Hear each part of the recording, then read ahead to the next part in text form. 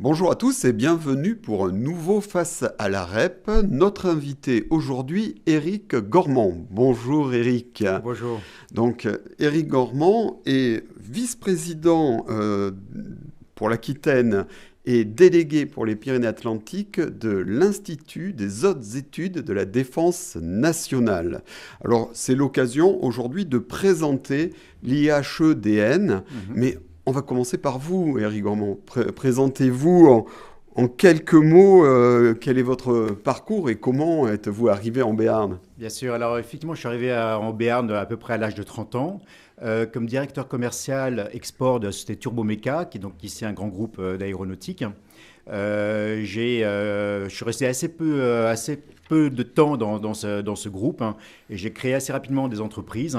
Et aujourd'hui, je dirige au moins une entreprise ici en Béarn, qui est une entreprise qui s'occupe de cybersécurité et qui a en son sein un certain nombre d'experts internationaux qui fait des audits de vulnérabilité d'entreprises. Alors aujourd'hui, on est là pour parler de l'IHEDN, l'Institut des hautes études de défense nationale. Qu'est-ce que l'IHEDN? Alors l'IHEDN, c'est donc un institut dont le siège est à Paris, à l'école militaire, et qui forme des cadres, en tous les cas des personnes qui ont une capacité de réflexion et qui est destiné à créer des passerelles entre le milieu des armées et le milieu civil. On le voit, c'est un institut qui n'est pas nouveau, qui a été créé en 1937, c'est ça? Oui, c'est ça. Et comment vous êtes arrivé à l'IHEDN? Alors, moi-même, j'ai eu, avant d'arriver en Béarn, une première partie de carrière militaire, puisque je suis Saint-Cyrien et j'étais pilote sur hélicoptère de combat. Lorsque j'ai quitté la défense, le milieu de la défense, j'ai fait un cycle de formation et j'ai toujours été sensible aux aspects géopolitiques, relations internationales et histoire. Et le lien était direct, bien sûr, avec l'IHEDN. Voilà. Et ça rejoint vraiment le but de l'IHEDN.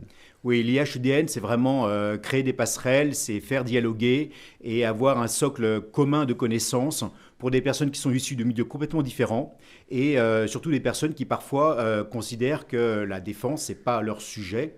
Et l'idée, c'est vraiment de faire en sorte que cet esprit de défense devienne un bien commun et soit l'affaire de tous.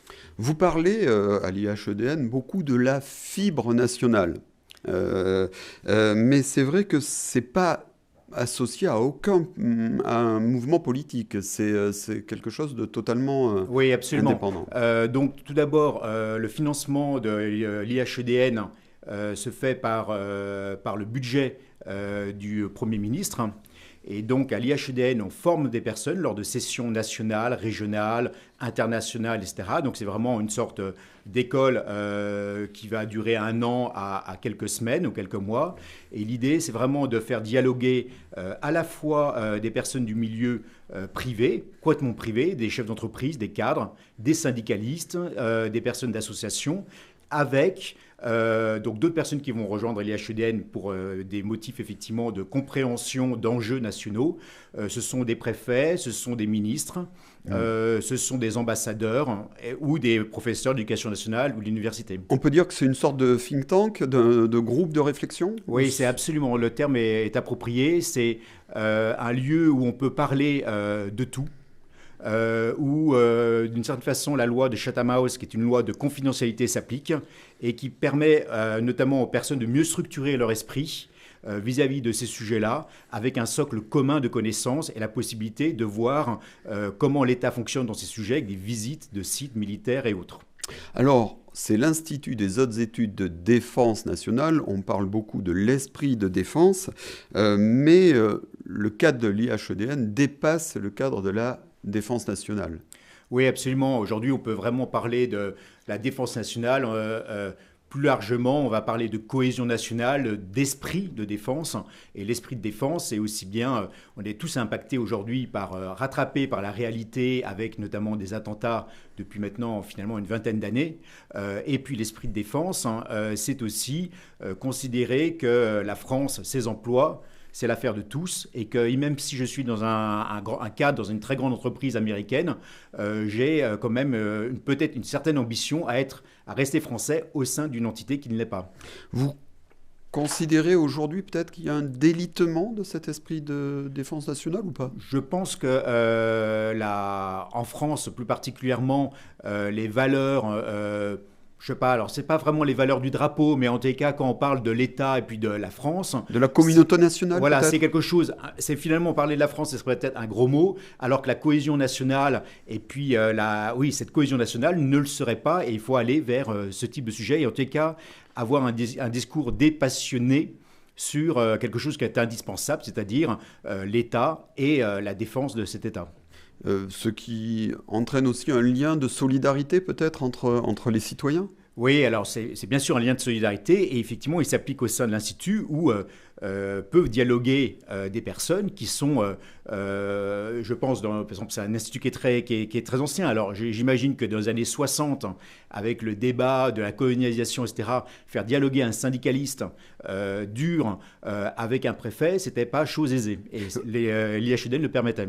Et comment l'IHEDN voit un peu l'évolution de la société avec mai 68 Alors, c'est en c'est amusant parce contradiction. il est vrai que l'IH mai 68 a quand même fourni à un certain nombre de grands dirigeants dans l'entreprise, mais aussi dans la fonction publique, qui étaient quand même très opposés à la notion de défense, puisqu'ils étaient nourris de flower power et puis de sous les pavés la plage. Donc, mais ils ont été, à mon avis, rattrapés par la réalité de leurs tâches, de leurs responsabilités, et on ne peut pas se passer de comprendre le fonctionnement d'un État et de la nécessité d'une défense. Il y a un lien aussi, par exemple, dans une période de pandémie comme nous la vivons, la cohésion nationale est un facteur important. Oui, je pense qu'effectivement, alors la pandémie a pu le montrer, puisque moi, je peux témoigner, puisque j'ai des enfants, que faire revenir nos enfants chez nous, c'était compliqué, alors qu'on pensait être une famille unie. Donc, quand même, ça traduit qu'il y a les personnes sont de plus en plus individualistes, individuelles, et cette cohésion nationale, si elle ne s'applique déjà pas au sein de la famille, c'est quand même compliqué de la faire vivre, et donc c'est un enjeu de tous les jours. Alors là, je vais parler aux Saint-Cyriens, à l'ancien militaire. La suppression du service national, ça a eu une incidence aussi peut-être sur... Je pense que oui, ça a eu une réelle incidence, hein, c'est-à-dire qu'on est allé vers une armée de métier, mais considérant que c'était une armée de métier, la plupart des politiques ou beaucoup de personnes, beaucoup de Français ont considéré que c'était plus leur affaire, que c'était que par exemple mourir sur des théâtres d'opérations extérieures, bah, c'était des professionnels, ils sont payés pour ça. Or, je pense que on ne peut pas assurément, le service national n'était pas forcément intéressant pour tout le monde, mais créait était un indicateur de cohésion sociale en quelque sorte. Donc tout ça, c'est pour dire, ça justifie un peu le rôle de l'IHEDN en France. Oui, c'est un des rares think tanks nationaux, donc qui soit purement public. Donc on y parle de l'État, on représente l'État, y compris vis-à-vis des ambassadeurs étrangers à Paris, y compris lorsque, par exemple, l'IHEDN se déplace à Washington et rencontre dans les années 60 le président Kennedy. C'est réellement une émanation de l'État, mais qui me semble être...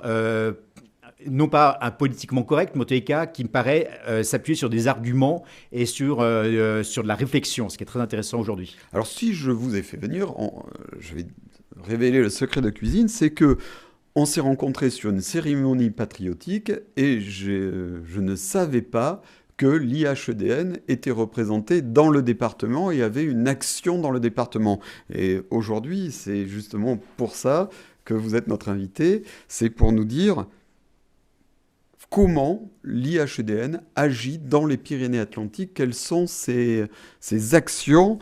Parce qu'on a l'impression que c'est parfois un peu très parisien, ces questionnements. Oui, alors effectivement, quand on parle de l'Institut, c'est très parisien, indéniablement.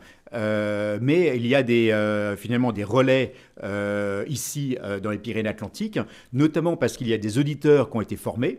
Donc il y a environ une cinquantaine d'auditeurs formés ayant fait l'IHEDN.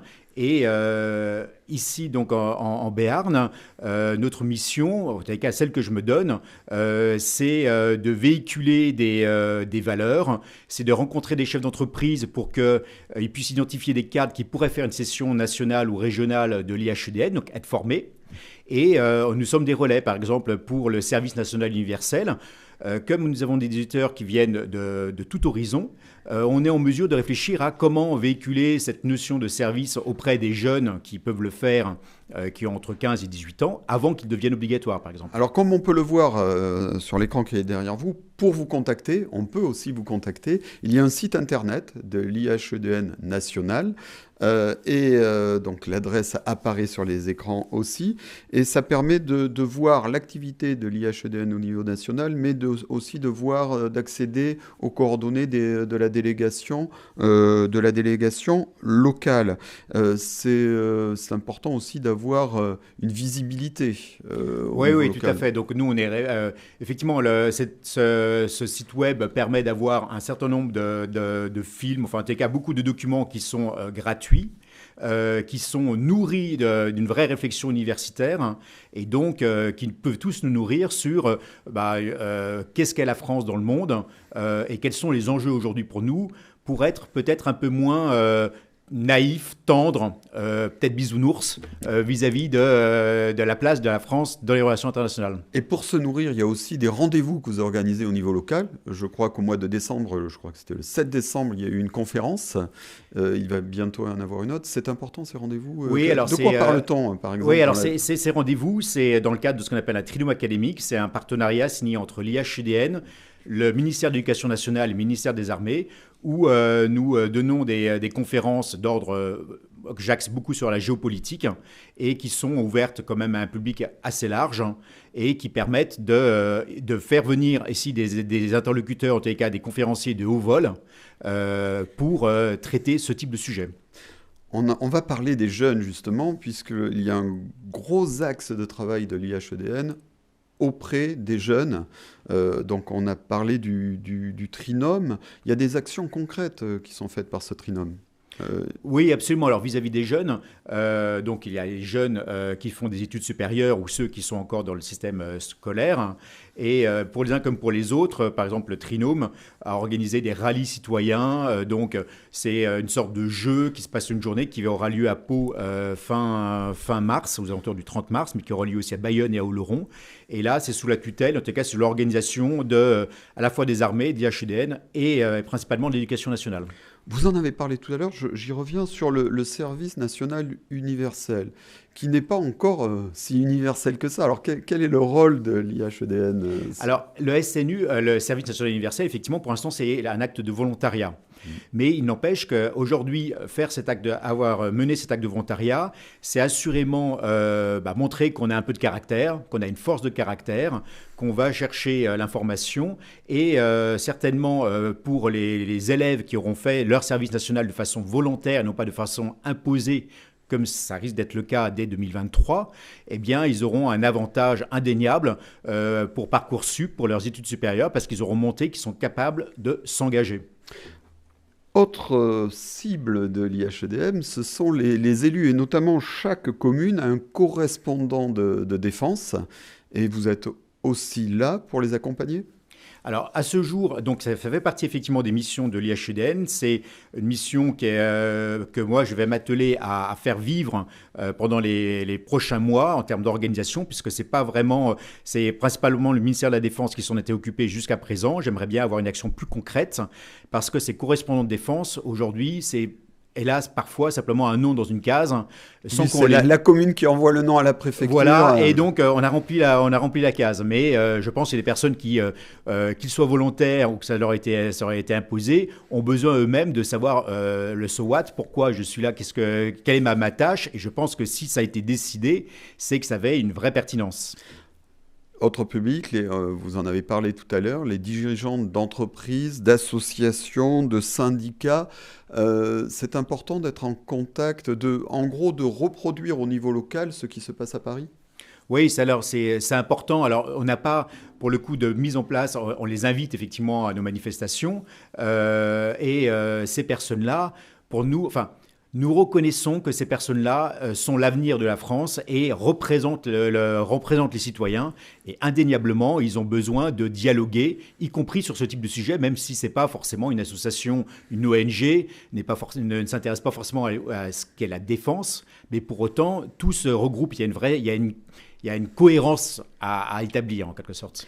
Mais merci beaucoup, Éric Gormand, d'avoir été notre invité, de nous avoir présenté l'IHEDN et surtout son action en Béarn et dans les Pyrénées-Atlantiques.